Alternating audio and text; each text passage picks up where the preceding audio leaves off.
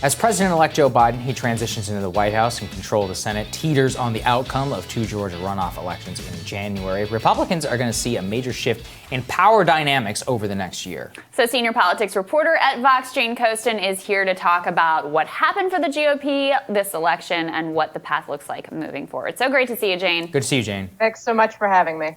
So Democrats are sort of interestingly miserable, even after having won the presidency, because of the inability to take the Senate, because of unexpected losses in the House. How are the Republicans feeling right now, and what is the early analysis of what went wrong for Trump? I think that Republicans are feeling, in my view, excessively optimistic. I think that granted, I think they were starting from the conclusion that this could be a blue wave election, and it didn't turn out to be so. Obviously, we're not quite sure what's going to happen with the Senate. A lot of things are a little too close on that level, and especially because right now everyone is focused on Trump declaring himself to somehow be the victor of an election he lost. I think that is in itself a play for the Georgia Senate and trying to keep all of the Trump supporters on board. But I think that the analysis right now is that the Republican Party is in, actually for its ideal place as an opposition party. The Republican Party is not traditionally very interested in the act of governing. And I mean that not as a positive or a negative. I mean that if the Republican Party's job is to stand athwart progress, to quote William F. Buckley. And so what is interesting to me is that the conclusions being drawn right now are that the Republican Party is now a working class party. You heard that from Senator Marco Rubio yesterday, saying that this is now a party of workers, which is interesting, seeing as I think we're about to start shifting towards a lot of concerns about the deficit. And we've already seen the Republican Party working against the power of unions that tend to be strongly Democratic. So I think that a lot of the analysis I could offer now about the Republican Party is likely to shift dramatically in a couple of months because, as we've seen, populism can turn into small government conservatism on the turn of a dime. Oh, yeah. It happens real quick. What do you think, then, that the mistake that the left is making in their electoral analysis, Jane? I think that one of the challenges, and I know we've talked about this before, is that you cannot extrapolate outwards from yourself. If you think that your politics carry over to other people, I invite you to introduce yourself to the American people who vote in extremely anomalous and heterogeneous ways. People make decisions for themselves and for their families that might not make sense as an overall political philosophy. So I think that we've heard from some left-leaning Democrats saying that we needed to run further to the left, some centrists saying we needed to move towards the center. In some ways, they can both be right, because I think one of the challenges here is that some messages work well in Minnesota and some messages work really well in Illinois and some messages work well in Katie Porter's district and some messages work well for AOC. That doesn't mean that those messages are inherently incorrect. It just means that those work well in those districts.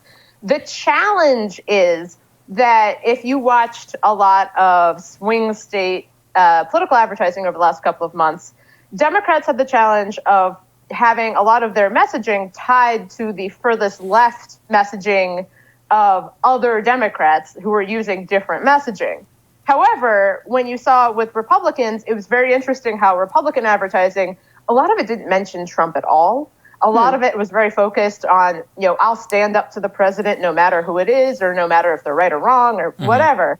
So I think that the challenge here is to avoid the tendency to extrapolate outwards from your own political priors. If you are a staunch left-leaning person, imagine that everyone in your district is not like that. And think about how you would think about what they care about. What we have seen is that in down-ballot races, candidates who talked a lot about issues that mattered most to the people where they live won. We saw that in 2018, and some people took that as a conclusion that, centrism works. No, it's not that centrism works. Talking a lot about how much everyone hates a particular traffic stop works. Talking about how people care about a specific issue in your district works. Talking about how you can do something that will benefit individuals works. There's been some really interesting reporting on how, for some Latino voters in Texas, they saw the stimulus checks with Trump's name on it and were like, this works for me, as it would for anyone. Because if someone is benefiting you directly, that is effective political messaging. It just is, whether or not we want it to be or not. Yeah. So I think that it's really hard to not extrapolate outwards based on what your own political priors are. I know that my political priors are definitely more libertarian leaning, but it turns out that most people aren't that way.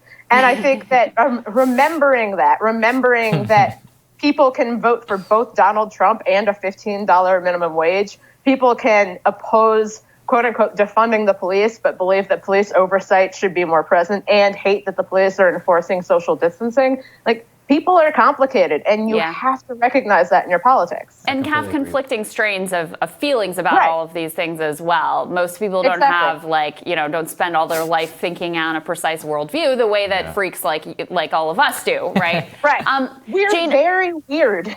Right. Yeah. And I mean, it also depends on, as a national party, who do you want your coalition to be? Do you want to focus on winning the Abigail Spanberger districts, or do you want to focus on winning back the Rio Grande Valley? That's an important question for a national party to figure out.